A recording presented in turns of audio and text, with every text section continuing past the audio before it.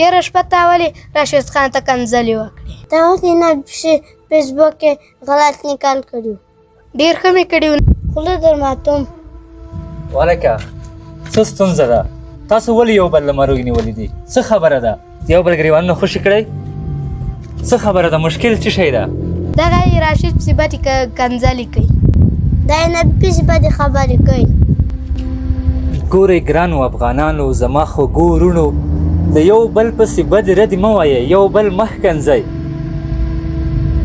راځئ د ښکنځلو په ځای باندې، د بدو خبرو په ځای باندې د دوی ملاتړ وکړو. خپلو ملي لوبغاړو ته ملي روحیه ورکړو، تشویق یې کړو، نه دا چې دوی پسې بدې خبرې وکړو، دوی وښکنځو.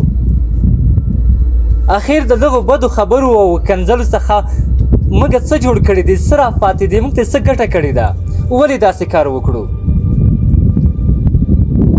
راځئ د دې په ځای چې نفرت خور کړو، راځئ چې یو بل ته مینه ورکړو، راځئ چې د دوی ملاتړ وکړو، هڅه وکړو چې مینه خوره کړو، مینه وشیندو، نه دا چې نفرت خور کړو.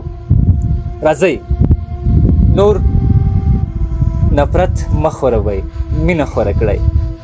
راځئ یو بل ته غېږې ورکړئ، په ګډه سره خپله ملي لوبډله تشویق کړئ، ملاتړ یې وکړئ، نه دا چې ویې ښکنځئ.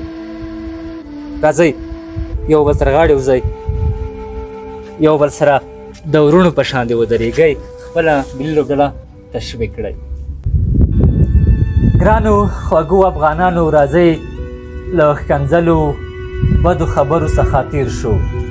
راځئ یو بل ته متقابل احترام ولرو. خپلې ملي لوبډلې پسې خبرې مه کوئ. د خپلې ملي لوبډلې د لوبغاړو مرال مه کمزوری کوئ، ملاتړ یې وکړئ. خیر دی، مشکلات په هر ځای کې شته، راځئ چې ملاتړ یې وکړو او تشویق یې کړو.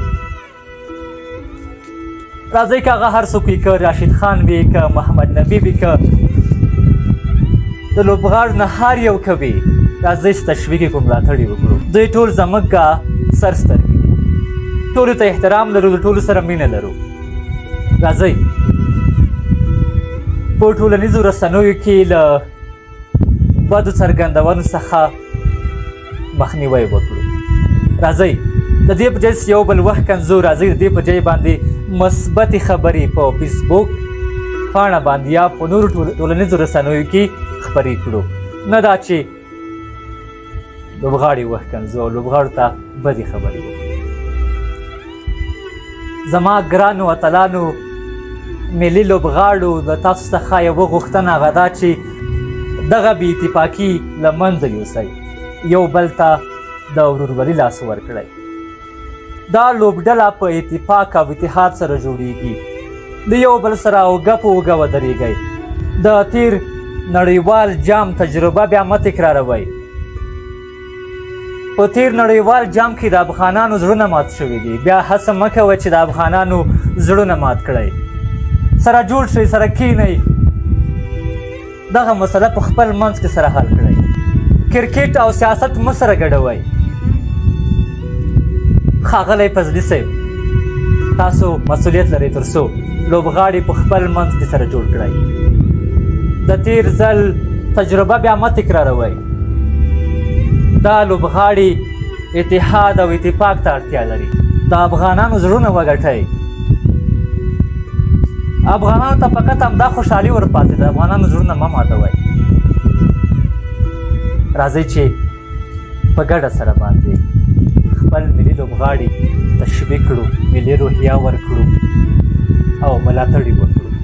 راځئ چې دوی ونه ښکنځو. د یو سوکاله، آباد او پرمختللي افغانستان په هیله